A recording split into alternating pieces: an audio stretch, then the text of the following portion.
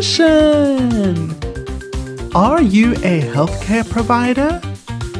If so, you can earn continuous professional development points accredited by the Health Professions Council of South Africa by watching a different version of this episode.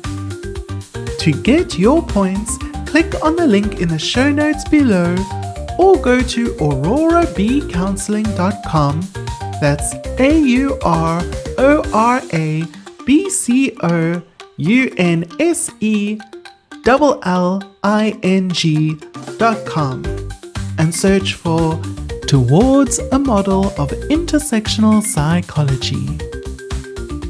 If you don't need points, then welcome and let's get on with the show.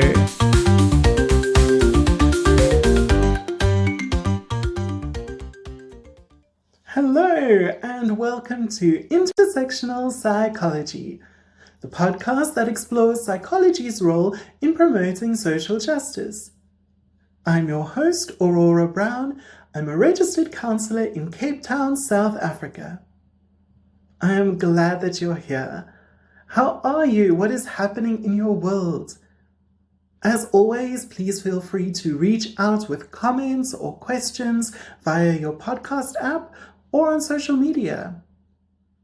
Today we are ending off our Dissecting Intersectional Psychology Starter Pack series, and next week we have our first guest on the podcast. But today we're tackling a big question. What would psychology look like if it actually cared about social justice? We're going to talk about what an actual model of intersectional psychology should do and how to make it work. Now, if you've been following our journey up to this point, hi Mom, you know we've laid a lot of groundwork in previous episodes. We explored what intersectionality means and why it matters to mental health and social justice. That was episodes 1 and 2. And we even debated whether psychologists should get involved in social justice at all. Episode 3 gave us a resounding yes, with some caveats. Now, assuming we're on the same page that mental health and social justice are BFFs, it's time for the how. How do we as counselors, therapists, or just psychology enthusiasts do intersectional psychology? What does it look like on a Tuesday afternoon at 3 p.m. with a real person sitting across from you? And how do we make sure we're helping in a meaningful way without, accidentally starting a small revolution in the counseling room? Unless that's the goal. Don't worry, I'm flying solo today, and I'll be your guide through this topic. Perfect. By the end of this episode, we should have a clearer idea of how an intersectional model of psychology can guide our work step by step. And yes, there will be an acronym, a fun one, to help us remember the key bits. Spoiler, it may or may not involve cats, because obviously. So grab your favorite beverage, get comfy, and let's dive in.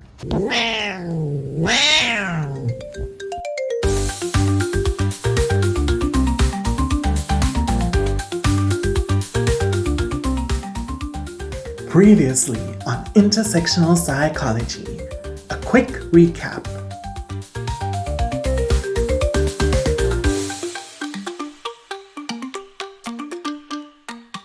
Before we build our shiny new model, let's do a very quick recap of essential context. I Promise it's relevant and I'll keep it short. The full binge-worthy details are in episodes 1 to 3 if you missed them. So, firstly, Intersectionality 101. Coined by Kimberly Crenshaw in 1989, intersectionality highlights how different aspects of a person's identity, like race, gender, class, sexual orientation, disability, etc., intersect to shape their experiences of privilege and oppression. In psychology terms, it means your client isn't just one label. They're a unique combo of many identities, and those identities can subject them to overlapping systems of advantage or disadvantage. In episode 1, we traced these roots in Black feminist thought and discussed why a one-size-fits-all approach in counseling misses the mark. For example, a Black woman's experience isn't just Black plus woman in a vacuum. The sexism she faces is often racialized, and the racism she faces is often gendered. Just look up misogynoir. Context is everything. Secondly, why intersectionality matters for mental health. In episode 2, we dived into how social inequalities and oppression, like racism, homophobia, ableism, classism, all the isms and phobias, can profoundly impact mental well-being. We noted that depression or anxiety doesn't just drop from the sky. Things like discrimination, poverty, community violence, or historical trauma are often the clouds hovering above. Counselors who ignore those realities risk blaming the fish for the quality of the water. Come on, it is a good metaphor. If the water is toxic, the fish will suffer. So maybe treat the water and the fish. In short, mental health practitioners can't afford to have tunnel vision. If a client is struggling, an intersectional lens asks what's happening around them, not just inside them. Thirdly, should mental health practitioners get political? Episode 3 was our soul-searching discussion. Is it really psychology's place to address social justice issues? After all, some folks argue that counseling should be apolitical and neutral. Just focus on the person's mind and leave society out of it. Well, we gently call BS on that. In a professional, evidence-based way, of course. As Gray pointed out in 2020, traditional psychology's obsession with being value neutral and its fixation on individualism have often led to a lack of critical engagement with systemic oppression. Claiming neutrality in the face of injustice is, not to minimize it, but it's like when someone else puts a large open tub of rich, creamy potato and egg salad in the office fridge and leaves it there for a week, and another week, and then another week. And when someone finally asks you why you haven't thrown it away, you say, I didn't put it there. It's not my mess. I'm neutral. I don't want to step on anyone's toes and throw out their old food. And meanwhile, no one can enter the kitchen anymore without gagging on the ammonia smell of rotting eggs and curdled mayonnaise. I apologize to anyone who's listening to this while eating. Maybe I should have put up a content warning. Anyway, the point is, intersectionality calls us to abandon this illusion of neutrality and instead examine how power structures shape both our questions and inquiries and our clients' realities. Calls for marginalized people to claim a place at the table, in other words, allowing marginalized people to be a part of this fucked up system, actually colludes with and perpetuates the oppressive structures, the wonky table, rather than challenging these structures. When the table is the problem, we need to replace the entire table. We also looked at ethics codes and guidelines. Fun fact, the Health Professions Council of South Africa, or HPCSA, actually emphasizes that psychology services must be accessible to diverse populations and promote well-being in community contexts. In other words, yes, even the regulatory big shots say we should consider the bigger picture. Plus, the American Psychological Association and others internationally have been pushing for culturally responsive and socially conscious practice for years.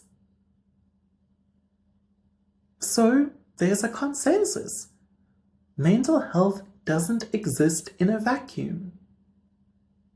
If a client's distress comes from, say, being unfairly treated at work because of who they are, then addressing that isn't being political, it's being a good counsellor.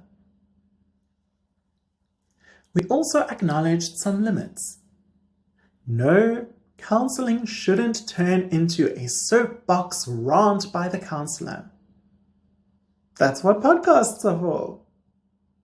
And we must avoid imposing our own agendas on clients. So, you're depressed. Have you considered overthrowing capitalism? The key is balance and permission. Our advocacy should be guided by client needs and consent. And we have to practice within ethical bounds. We're helpers and healers, not puppet masters or politicians.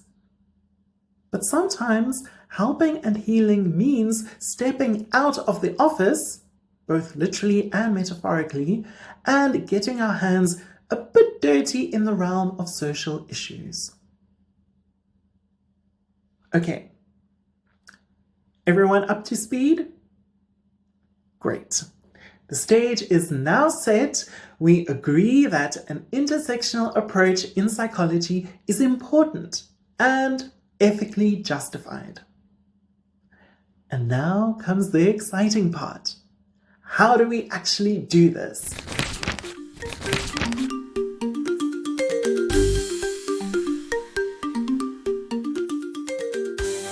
Why we need an intersectional model. No, you can't just wing it.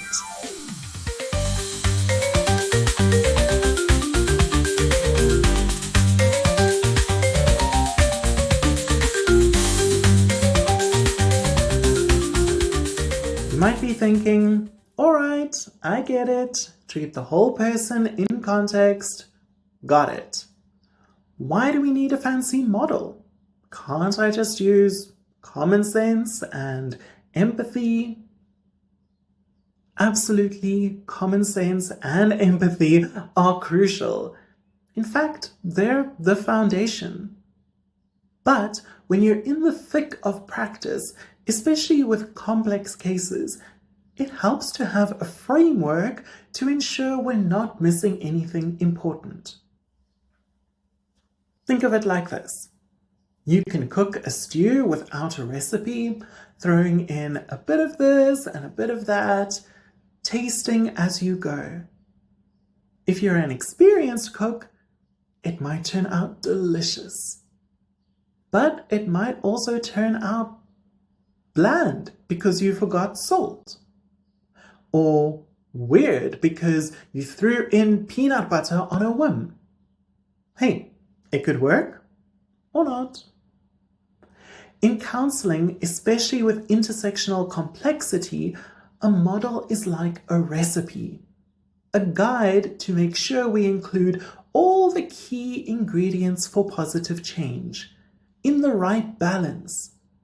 And once you have that basic recipe, you can tailor it to the specific tastes or needs of the guest or the client.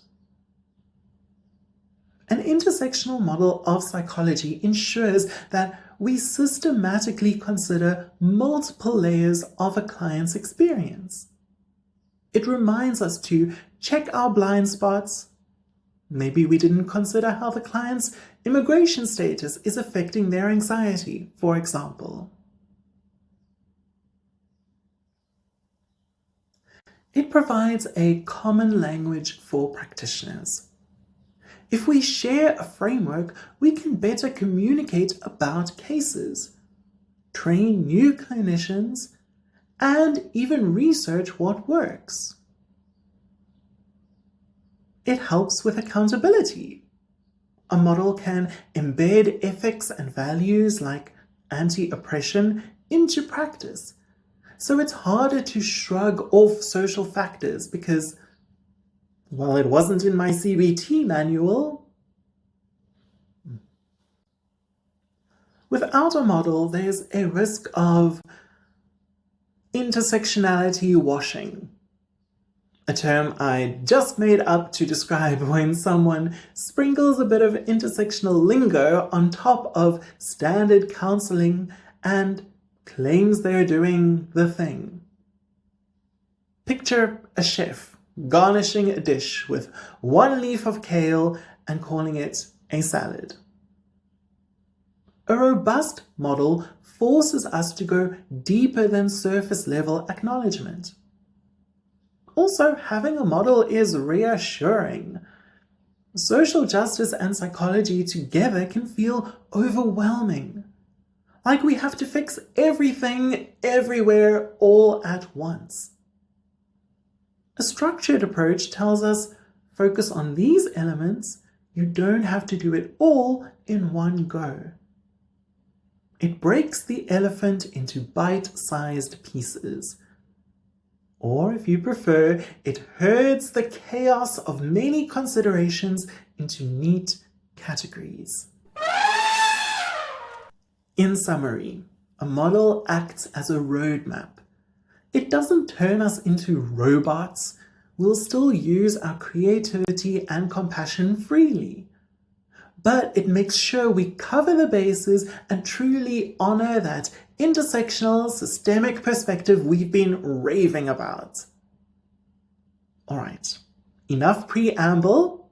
I've been edging you for long enough. Let's unveil this model already.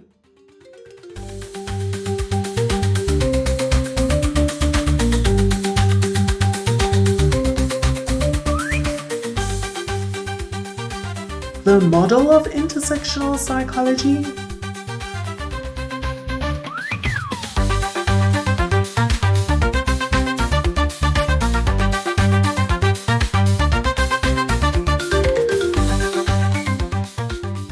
Alright folks, it's time to unpack this working model of intersectional psychology using a shiny new framework called PATCAT, developed by clinical psychologist Jeannie Covey.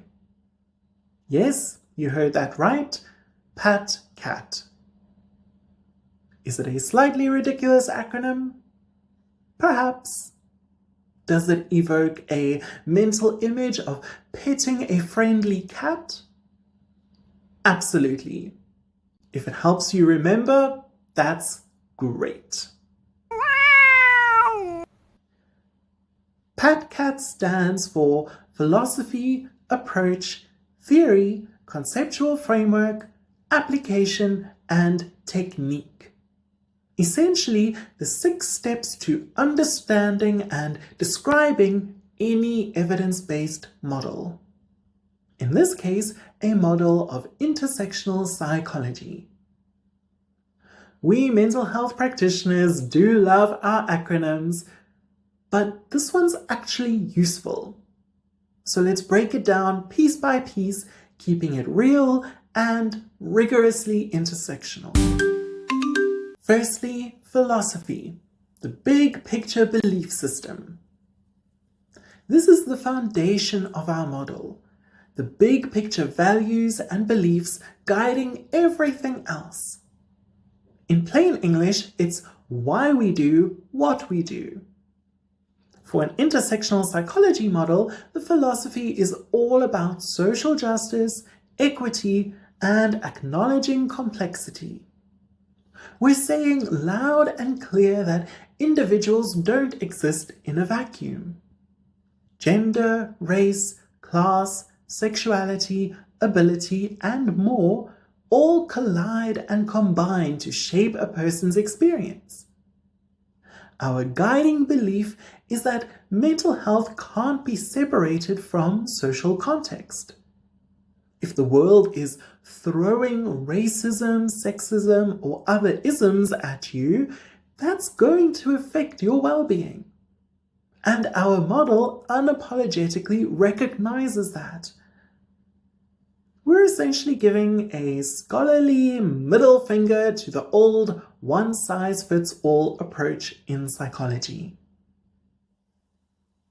The philosophy here insists on honoring each person's full humanity, their identities, their histories, and the unfair power structures they navigate daily. It's a stance of radical respect. We assume from the get-go that oppression and privilege impact mental health, and we commit to challenging those forces rather than treating them as an afterthought. There are 5 guiding principles for the philosophy of intersectional psychology. Firstly, everyone deserves to live with their optimal mental health. Secondly, caring for mental health means caring about the factors that impact mental health. Thirdly, the world is made up of interacting systems of power and oppression. Fourthly, those who are marginalized based on multiple dimensions of their identity face unique stressors that compound the impacts of marginalization on their mental health. And fifthly, trust each client to be the expert on their own lived experience. In short, the philosophy is fiercely socially conscious. Because if your head and heart aren't in the right place about your client's reality, the rest of your approach will be about as stable as a house of cards in a wind tunnel. So next up is the approach, meaning how we translate that lofty philosophy into our day-to-day stance as counselors, or researchers, or practitioners, take your pick. This is all about our role and how we show up in the room. Given our intersectional philosophy, the approach is collaborative, curious, and humble. The counselor isn't a detached expert studying a lab rat. We are active facilitators of the client's journey by creating a relational climate in which the client can come into optimal engagement with their environment. Secondly, we are advocates by centering marginalized voices, recognizing the expertise that comes from lived experience, understanding that coping strategies developed against discrimination can be more effective than theories conceived from privilege. And thirdly, we are allies by continually examining our own biases and how these influence our work, seeking to understand the relationship between our client and society. We pay attention to different layers of data in the client's life. That means not just the usual mental health checklists, but also the client's stories about, say, being a queer woman of color in a rural town, or a disabled immigrant facing financial stress.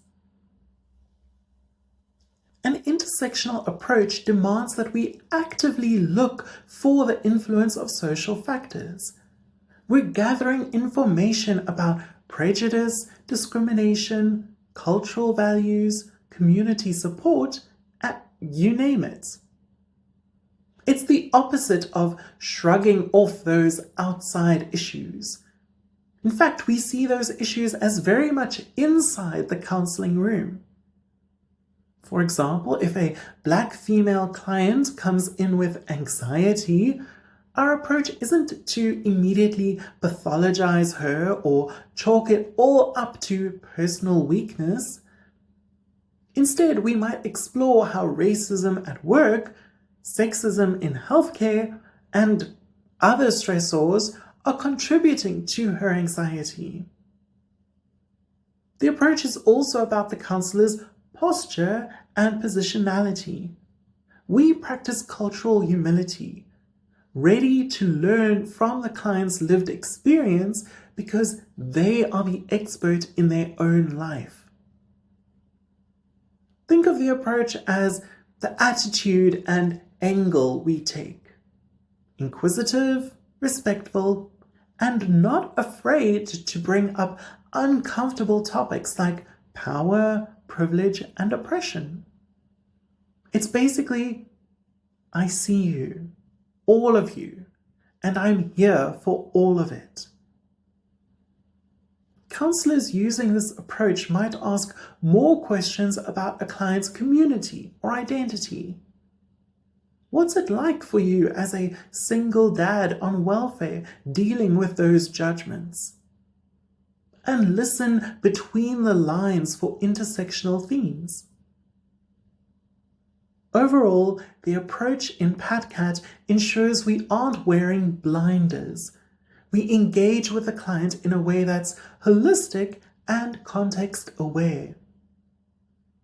We treat the client as a whole person living in a real and imperfect world, rather than a bundle of presenting complaints floating in space. Inconceivable! Shocking, I know. Now, let's talk theory. This is where we connect the philosophy and the approach to established knowledge and evidence.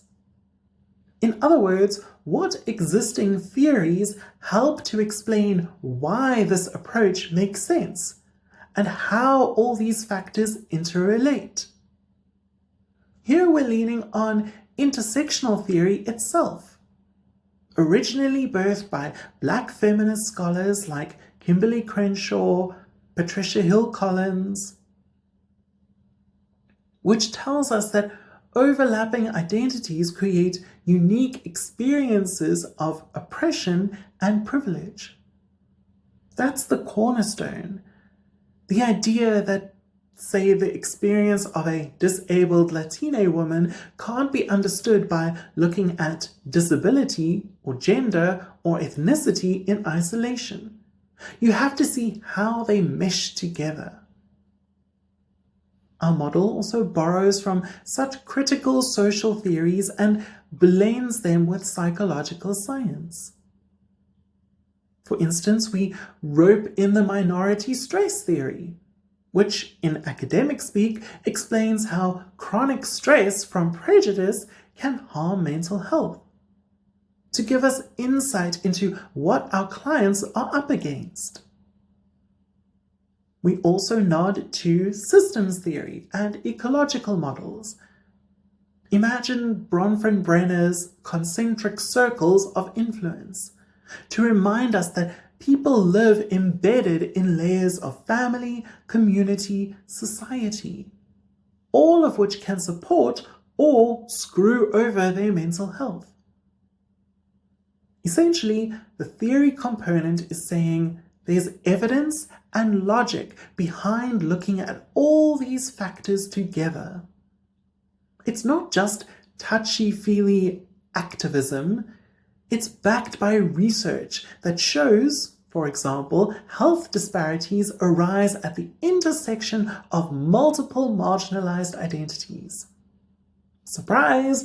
Being hit with two kinds of discrimination is worse than one. By grounding our model in solid theory, we can justify our approach academically, which matters because mental health professionals like to know there's a method to the madness. And if we can't explain it, we can't defend it. So when someone asks, why focus on all this race, class, gender stuff? Can't we just do CBT and call it a day? We have an answer, because science and theory tell us that context matters. Theory is the connective tissue that links our big philosophy, justice and complexity, and our day-to-day approach, humble, curious, holistic, to the actual techniques we'll use. It keeps us honest, ensuring that the model isn't just a soapbox rant. It's also evidence-based and coherent. Think of theory as the explanation engine. It helps us say, here's why the person's depression might require a different understanding. Because the convergence of poverty, racism, and trauma creates a distinct psychological dynamic. Essentially, the theory piece gives us the language and the concepts to make sense of richness and messiness of real lives in a clinical way. So we're not just flying by the seat of our pants. After theory comes the conceptual framework, the bridge between what we know, that is our philosophy and theory, and what we actually do in counseling. If the philosophy is our compass and theory is our instruction manual, the conceptual framework is the actual map we draw to navigate a client's issues. It's how we organize and make sense of all that information about identities, experiences, and systems affecting the client. Concretely, this means we lay out the key constructs and factors that we believe are most relevant for the person's mental health. For an intersectional model, our conceptual framework might look like a multi-dimensional diagram of the client's life. Imagine bubbles or boxes for different identity factors that all interrelate, intersecting with stressors like discrimination and poverty, and supports like community and family, all influencing the presenting problem. We want to answer questions like, what are the main drivers of this person's distress or resilience? How do these pieces fit together logically?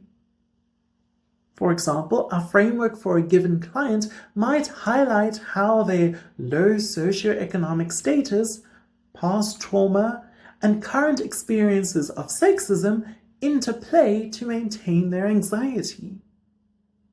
And also how protective factors like a strong cultural identity or a supportive friend group buffer them. Rather than slapping a one-word diagnosis on someone and calling it a day, we construct a narrative or a model.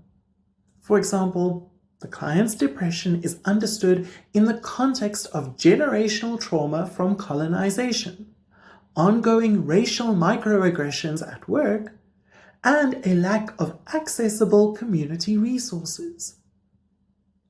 That framework guides what goals we set.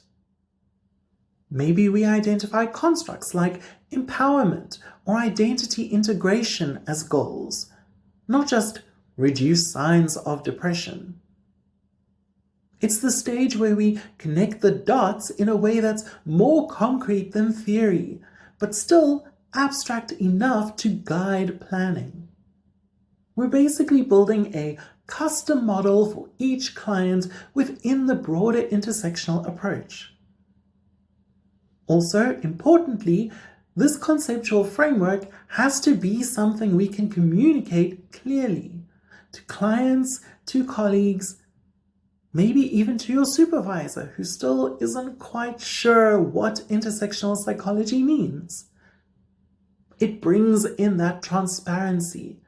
We can say why we're focusing on certain aspects.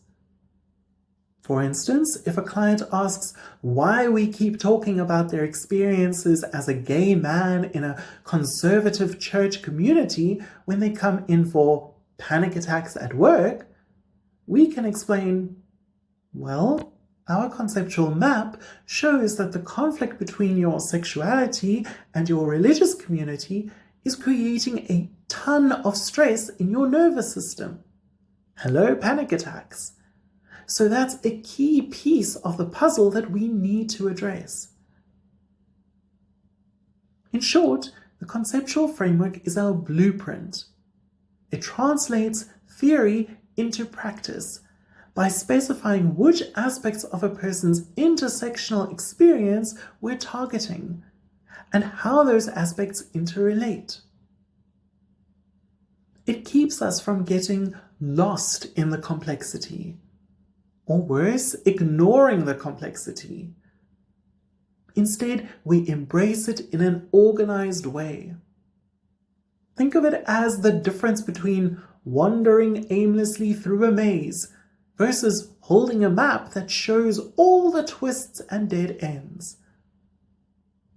With a solid conceptual framework, we know where we're going in counseling and why. Now we're onto the application, where the rubber meets the road, or should I say, where the bum meets the counseling couch. This is all about how we implement the model in a step-by-step, session-by-session way. In other words, what do we actually do with clients and in what order? Here, our lofty principles and framework turn into a concrete treatment plan or intervention strategy. An intersectional approach means that from intake to termination, we're weaving in our awareness of all those identity and power factors systematically. For instance, at the very start, we could make it standard practice to invite conversations about the client's cultural background and identities. Tell me a bit about your background. What's important to you? And any challenges you think I should know about? We don't leave those crucial details for later or never. We bring them in early and keep them on the table throughout. In the middle phases of counseling, application could mean ensuring our interventions align with the client's context. If we're doing coping skills, are they culturally relevant and accessible? If we're assigning homework, does it consider their real-life barriers? Like, say, advising daily meditation to a single mom working 2 jobs. How might we tweak that to fit her context? We might structure our work in phases that make sense intersectionally. Maybe phase 1 is building trust and validating the client's lived experience. Yes, the discrimination you faced is relevant to why you're feeling this way. You're not imagining it or overreacting. In other words, establishing the dual attunement frame or rapport between the client and the counselor in an intersectional frame. Phase 2 could involve helping the client name and unpack the different forces at play, perhaps through reflective exercises that map out their various identities and stressors. Remember that framework we created. We externalize the problem in order to separate the person from the problem, which counteracts oppressive, problem-saturated stories and empowers the client to feel competent to handle the challenges they face. We conduct a power analysis to understand how unequal access to power and resources limit the client's self-definition and well-being. In phase 3, we might focus on skill building and empowerment. Now that we've identified how, say, sexism or homophobia is affecting them, how can they cope or stand up in those situations? We explore alternative narratives to discover an alternate story that feels true to the client. We might role-play responses to a microaggression at work, or practice self-care strategies tailored to their cultural practices. Phase 4 could be about consolidating the gains and maybe even connecting the client to a broader resource network, like support groups, community activism, or literature by people with similar identities, so they leave counseling with a stronger support network and a sense of pride. We anchor the alternative narratives to replace the problem story and activate the client's agency. Throughout all these steps, the application is intentional. We're planning our counseling process with intersectionality in mind at every juncture. It's not a random mishmash of techniques, it's a thoughtful progression. For example, we won't dive into asking a refugee client to confront traumatic memories without first considering their current safety, their cultural healing practices, and whether interpreters or family dynamics need to be addressed and supported first.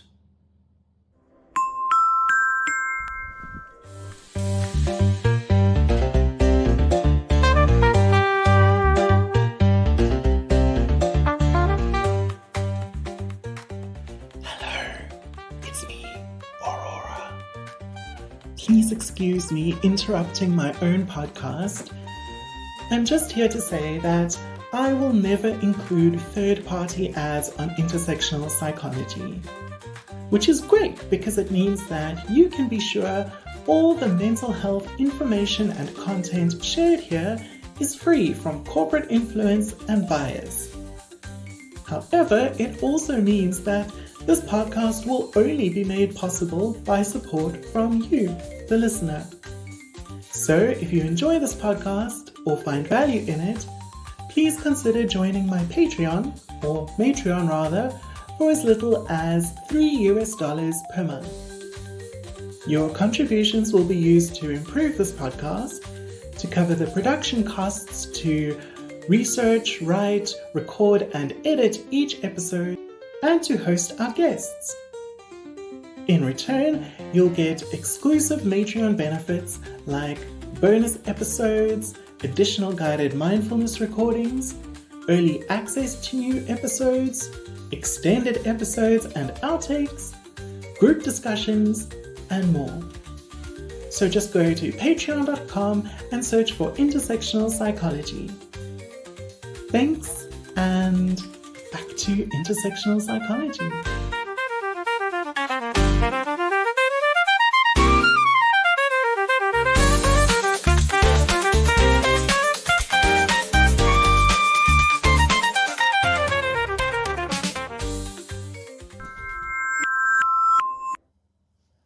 Application also means being flexible and person-centered. If mid-counseling the client encounters a new instance of discrimination, like a racist incident that really shakes them, Our plan flexes to address that because our model prioritizes real-world impacts. In essence, application is where we say, all right, based on everything we know, philosophy, the approach, theory, and conceptual framework, here's our game plan for helping this person. Here's what we'll do first, second, third. And here's how we'll adapt if needed. It ensures the work is systematic rather than ad hoc. We're working smart, not just hard, meaning we're always connecting what we're doing to the bigger picture so counseling stays on track. And by being structured and responsive, we make sure that an intersectional approach isn't just a pretty idea on paper, but a lived reality in the counseling room that actually benefits the client. Technique, the toolkit. Finally, some action. And last but not least, we have the technique. This is the nuts and bolts toolkit, the specific interventions, exercises, or therapeutic moves we use. Notice that technique comes last in the PACCAT formula. That's on purpose. It's tempting to jump straight into fancy techniques as soon as we meet a client. Try this mindfulness app, or let's do a CBT thought record. But our model makes us pause and only choose techniques that serve the larger approach. As Jeannie Covey herself likes to say, we want to be technique supported and not technique defined. It's only a model. Shh. In practice, that means our choice of techniques is driven by everything that came before. Our philosophy, which is social justice, remember? Our approach, which is collaborative and person-centered. Our theory, which is based on evidence-informed methods. Our conceptual framework, which are the targets we identified. And our application plan, the sequence we're following. So what do techniques look like in an intersectional psychology context? They can actually be quite diverse. We might borrow from any school of counseling or therapy. And you can incorporate your favorite go-to protocols as long as they fit. For example, we might use narrative therapy techniques, like the life story grid, where we invite the client to re-author their story, highlighting strengths and resistance in the face of oppression. Let's explore your life story and find the themes of resilience. How have you survived and resisted the multiple challenges thrown at you? Or we might deploy a classic CBT tool like a thought log, but with a twist. Maybe we include a column for noting social context. What were you feeling? What was the thought? And what societal messages might be influencing that thought? We might use mindfulness and grounding exercises to help a client cope with the anxiety spike they get when, say, they walk into a room full of people who don't look like them, teaching them to stay present and centered even when they feel out of place. We could bring in techniques from multicultural therapy, like the cultural formulation interview, which is a structured way to understand the client's cultural background and how they see their problems. Or we might practice assertiveness training, specifically tailored to the client's context. For example, a woman who faces sexism at work might benefit from role-playing how to set boundaries with a disrespectful male colleague. Another example For a client dealing with internalized stigma, which is common in intersectional identity struggles, we might use a self-compassion technique or an affirmation exercise that directly challenges those negative beliefs. Let's list positive affirmations that honor all parts of who you are, including the ones society gives a hard time. The key is that we have a rich toolbox and we pick the right tool for the right job. And because we're intersectional, we might also think beyond traditional counseling room techniques. Maybe connecting a client to community resources or advocacy work is a technique we consider, like helping a client strategize how to advocate for themselves or others in their community, which can be empowering and therapeutic. What's important is that each technique is intentional and contextualized. We don't do things just because they're trendy or we learned them in grad school. We do them because, given this client with these identities and these challenges, it's a good fit. And we're ready to explain that choice. If a colleague asks, "Why are you using bibliotherapy?" that is, assigning readings with this client, or "Why are you prescribing the Netflix series Heartstopper to a queer teenager?" we could say, "Because I want them to see reflections of their queer or queer immigrant experience in literature or on TV, as a way to validate and inspire them. That aligns with our empowerment goal in this framework." In summary, technique is where all the planning comes to fruition in tangible actions. It's the stuff we do to help foster change. By keeping technique at the tail end of PATCAT and intersectional psychology, we make sure we're not just throwing random tricks at the wall to see what works. Instead, we're delivering interventions that are grounded in our philosophy and informed by our understanding of the client. The results, I hope, is a counseling process that is effective, culturally attuned, and genuinely transformative, not just a grab bag of exercises. And there we have it, the PATCAT breakdown of intersectional psychology: philosophy, approach, theory, conceptual framework, application, and technique, all working together in a beautiful, if slightly irreverent, harmony. By clearly outlining these 6 elements, we've ensured that our model of intersectional psychology is systematic without being rigid or soulless.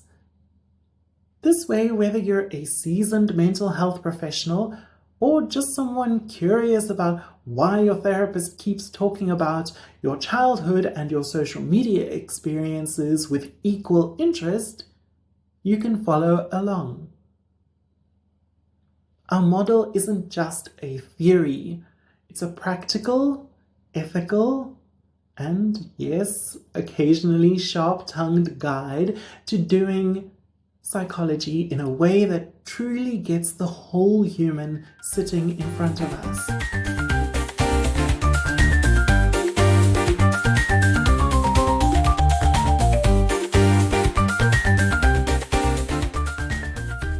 Bringing the model to life. A case study or practice example.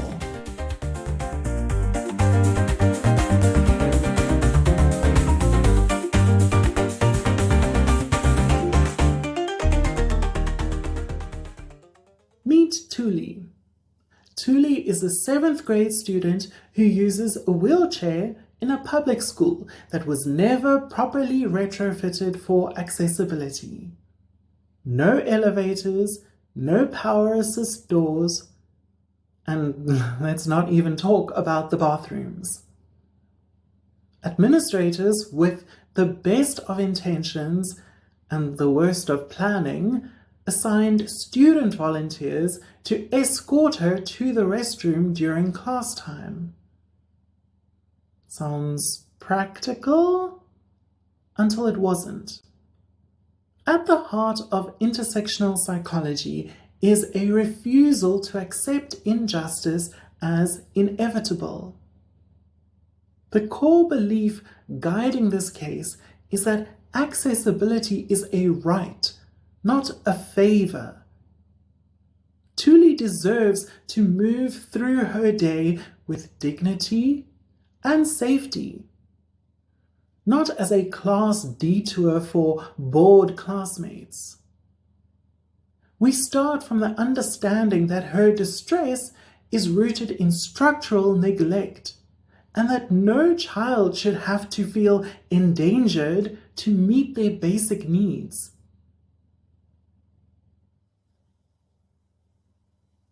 In session, the counsellor prioritizes trust. Tuli reveals her story only after weeks of rapport building. That first tearful disclosure, it's met with validation, not with let's fix it energy. The counsellor stays calm, attuned, and collaborative. They explore Tuli's fears, clarify boundaries, and co-develop plans for her safety, and validate that the structural barriers causing these fears are unjust. Outside the session, the counsellor learns the layout of the school, reviews the official escort policy, and seeks insights from teachers. That broader context becomes critical to identifying what's harming Tuli and how to address it. Theoretical support here includes the ecological model, which helps us see how individual distress is embedded in systems. Disability justice frameworks centering access as a human right, and minority stress theory, explaining the cumulative effect of ableist hostility.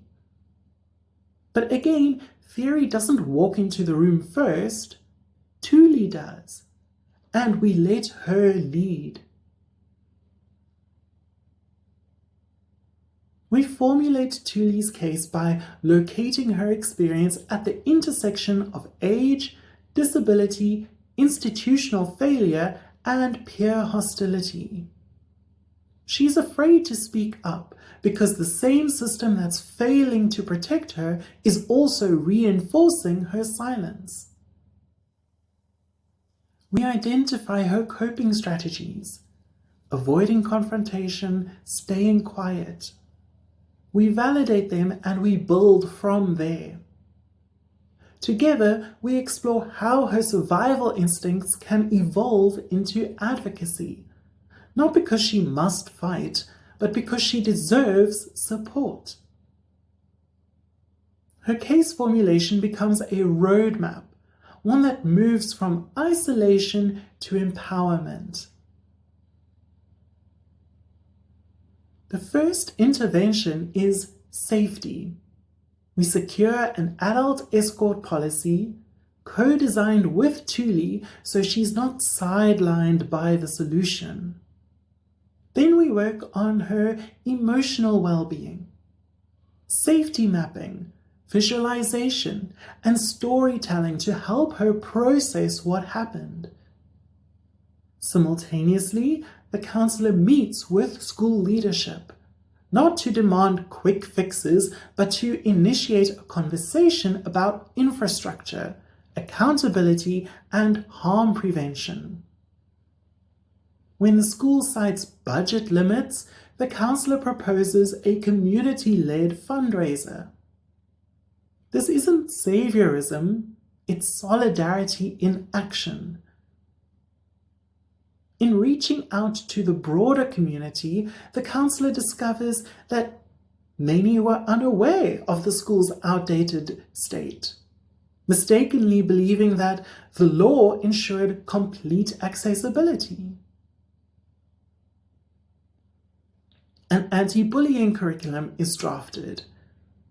Disability rights are woven into classroom conversations. And yes, Thule's voice is central to that planning, not as a token, but as a collaborator.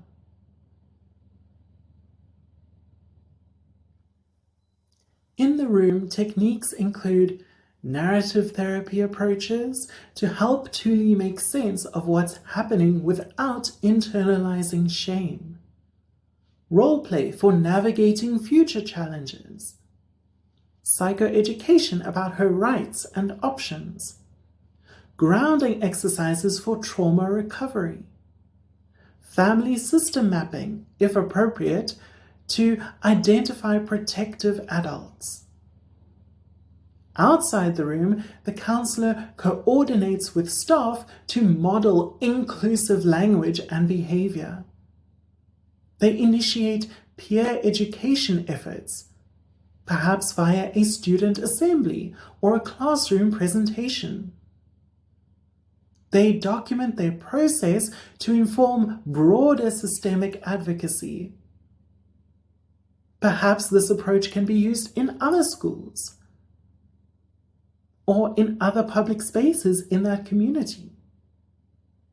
Intersectional psychology ensures that Thule's story doesn't just end with "she coped." It ends with "the system changed," because that's what real support looks like.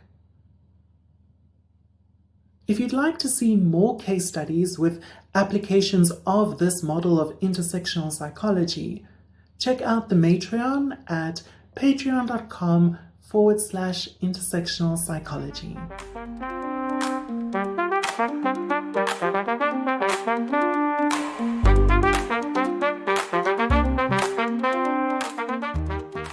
Common challenges and pushbacks, also known as "but what if?"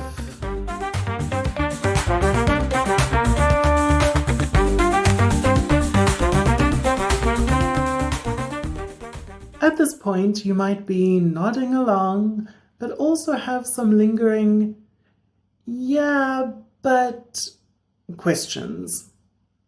That's totally fair. This approach does challenge the traditional scope of practice in some ways, and certainly stretches our comfort zones.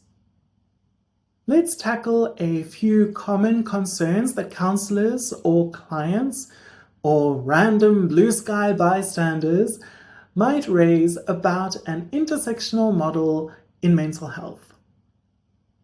Firstly, is this really my job? I'm a counsellor, not a social worker / lawyer / activist. It's true, we can't be everything. And boundaries of competence exist for a reason. I'm not about to start representing clients in court. I'd be doing them a disservice. However, the lines between counselling and advocacy aren't as clear-cut as they once were, by necessity. Social context directly affects mental health, so addressing it is part of good care. Think of Maslow's hierarchy. If a client's basic needs are unmet or they're unsafe in their environment, our higher-level psychological interventions might not stick. Does that mean you personally must fix all those basic needs? No. It means sometimes we coordinate with or refer to those who can help, like social workers, legal aid, etc. And sometimes we take small actions within our capacity. And also, Maslow's hierarchy of needs culminates in self-actualization. But in a collectivistic culture, perhaps community or social actualization should be the goal. The key is teamwork and referral networks. You're not alone in helping a client. Also, recall that professional guidelines like the HPCSA or ACA competencies explicitly encourage broader roles. The American Counseling Association, for example, names advocacy as part of ethical practice.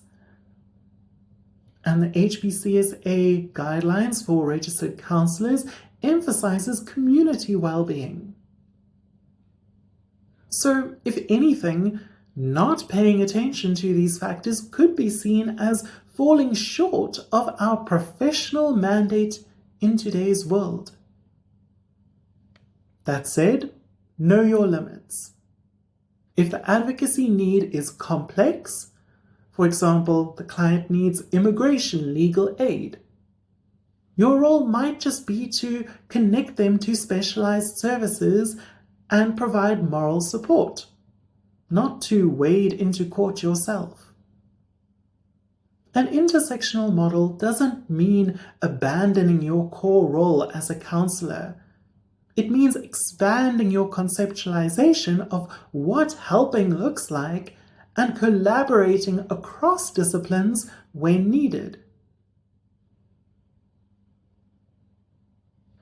Another challenge might be, what if I have my own strong beliefs?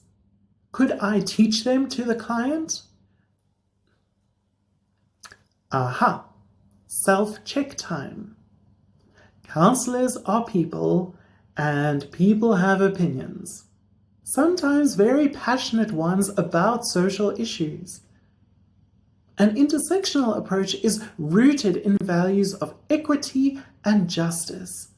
So chances are you as a practitioner are inclined towards those values too, or you wouldn't be listening to this. But we must be vigilant. The counseling is about the client, not us. You have to be hyper vigilant, okay? If, say, I'm very active in LGBTQIA+ advocacy, and my client is struggling with whether to come out, I might personally believe, come out, it's freeing. But maybe for that particular client, in their specific life, coming out right now could be dangerous, or simply not what they want. I have to bracket my activism at the door in terms of decision making. I provide a safe space to explore all sides, and I ultimately support the client's autonomy. Intersectional practice actually helps here because one of its tenets is centering marginalized voices. In counseling, the client's voice is the one to center. It's a collaborative approach. So yes, be aware of the power you hold. Don't use this model as an excuse to bulldoze clients into certain social actions or viewpoints. Sometimes clients might not even identify with a particular cause or aspect of identity that you think is important. And that's their right. For instance, perhaps you have a client who is from an oppressed group, but they don't want to talk about that at all.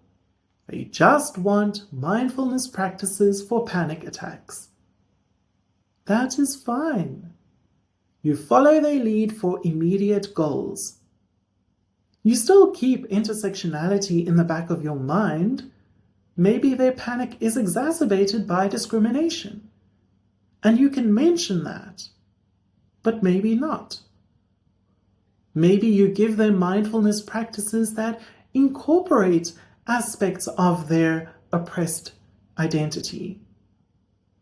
You don't force conversations that they're not ready for. The model is a guide for you, not a mandate for the client. Another common challenge: can one person really change systemic issues? This feels like just a drop in the ocean. I hear you. The ocean is big and one drop seems negligible. But here's the thing: many drops together make waves. In counseling, each positive change for a client is a ripple that can extend outwards. And each counselor who practices with a justice-oriented lens is one more drop helping to shift the tide in our profession. You'd be surprised how often systemic changes start with small actions. Think of Rosa Parks refusing to stand up on the bus. The support group I mentioned starting, maybe it only helps 10 women directly, but if it becomes a model that the local clinic then adopts and expands, now it's policy. Or maybe one of those women become an activist who pushes for broader change. There's a proverb: to the world you may be one person, but to one person you may be the world. Cheesy? Perhaps. True? I believe so. Also, consider that not doing anything also has an effect. It maintains the status quo.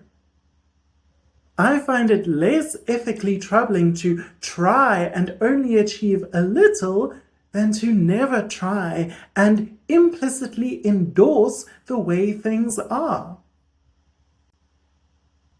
Burnout is a risk if you measure success only by huge outcomes. So measure it also in those individual stories. It's okay that we won't solve world hunger in our 4 p.m. appointment slot. Focus on what you can do, and remember, many others are working in parallel. In a sense, embracing this model connects you to a community of practitioners globally who are collectively pushing mental health in a more equitable direction. You're not alone in this. Think of it as joining a quiet army of healers for justice. When it comes to advocacy, it is important to keep the following 3 questions in mind throughout the counseling process. Firstly, what can you, the client, do to advocate for yourself? What can I, the counselor, do to advocate on your behalf? And what can we, the client and the counselor, do together to advocate in your best interests? If bandwidth is a concern, collaborate. Perhaps you partner with a social worker for the practical stuff while you handle the emotional work. Tag team. Or join a peer supervision group where each member takes turns doing a community task and sharing the load. Be strategic with your energy. And remember self-care. You're no good to anyone if you're chronically overextending yourself. Ultimately, integrating intersectional approaches is like learning any new skill. At first, it might feel like more work because it's unfamiliar. You'll be consciously thinking about things that used to be automatic. But over time, it becomes second nature. You start getting efficient at spotting what's relevant and what's not in each case. Your resource list grows, so you're not scrambling every time. You might even have form letters or email templates for common advocacy requests. I have one for writing letters to landlords, for example. I just plug in the new details. Once the initial ramp-up is done, it doesn't necessarily take more time than standard counseling. It's just more integrated time. doing different activities, perhaps.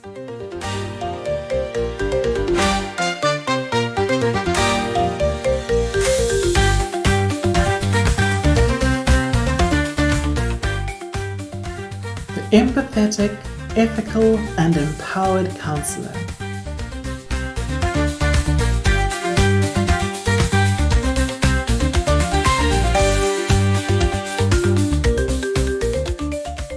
We've covered a lot, and if you're still here, thank you for sticking with this deep dive.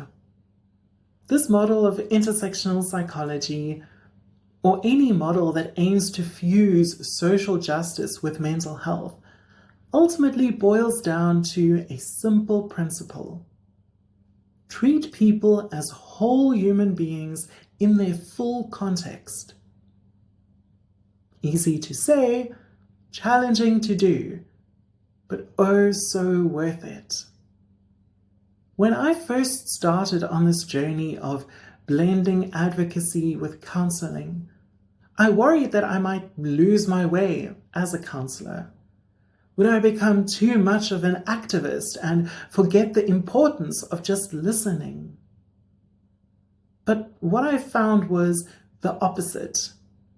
The more I understood my clients' social worlds, the more meaningful my listening became. Clients could tell I wasn't listening to their inner psyche in a vacuum.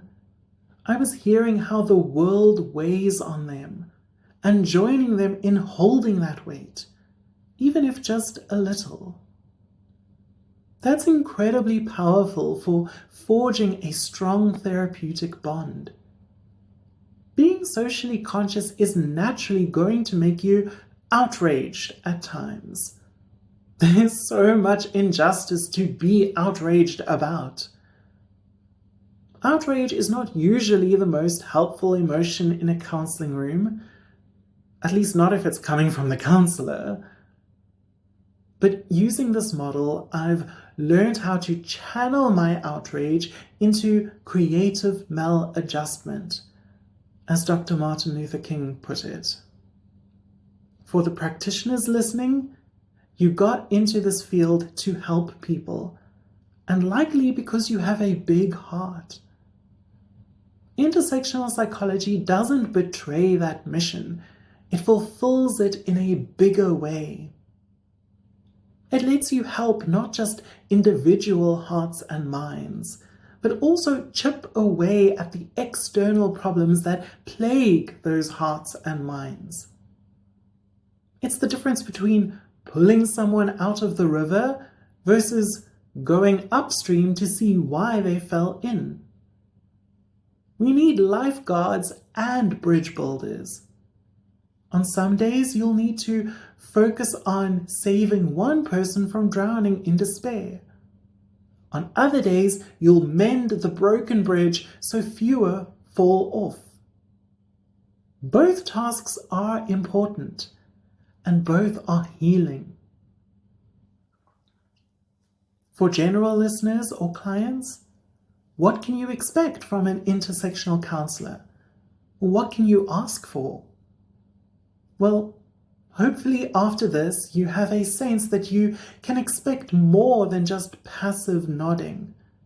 You should feel like your counsellor sees you fully. If you mention something like experiencing racism, they won't skirt uncomfortably or change the topic. They'll acknowledge it and explore how it affects you. If you're struggling financially, they won't just say, how does that make you feel? They might actually help you strategize or find resources. If your identities are complex, they'll take the time to understand how you define them, and they'll celebrate those identities with you. In short, you'll know that all of you is welcome in the room. And if that's not the case with your current provider, it's absolutely okay to bring it up. I'd like if we could talk more about how X aspect of identity or X social issue is affecting me. A good counsellor will respond openly to that. And if they don't, maybe slide them this podcast episode anonymously. But seriously, you deserve holistic care. For general listeners or clients, what can you expect from an intersectional counsellor? What can you ask for? Well, hopefully after this, you have a sense that you can expect more than just passive nodding. You should feel like your counsellor sees you fully. If you mention something like experiencing racism, they won't skirt uncomfortably or change the topic. They'll acknowledge it and explore how it affects you. If you're struggling financially, they won't just say, how does that make you feel? They might actually help you strategize or find resources. If your identities are complex, they'll take the time to understand how you define them, and they'll celebrate those identities with you. In short, you'll know that all of you is welcome in the room. And if that's not the case with your current provider, it's absolutely okay to bring it up. I'd like if we could talk more about how X aspect of identity or X social issue is affecting me. A good counsellor will respond openly to that. And if they don't, maybe slide them this podcast episode anonymously.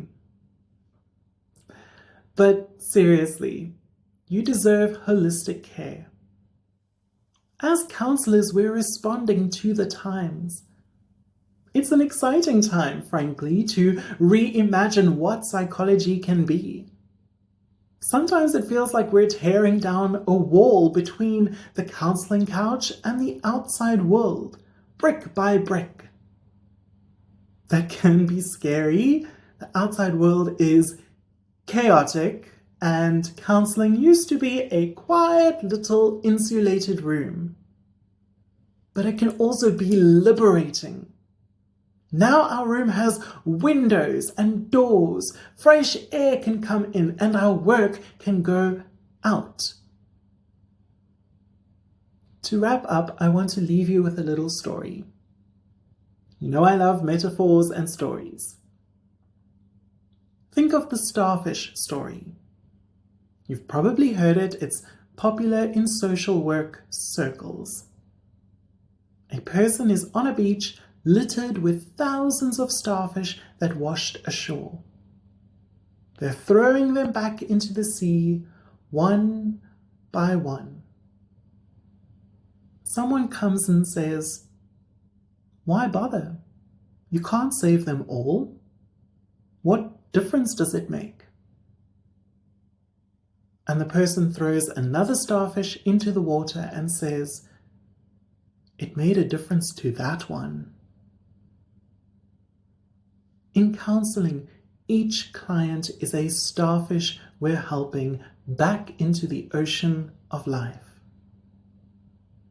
Intersectional practice says, yes, keep tossing those starfish back one by one.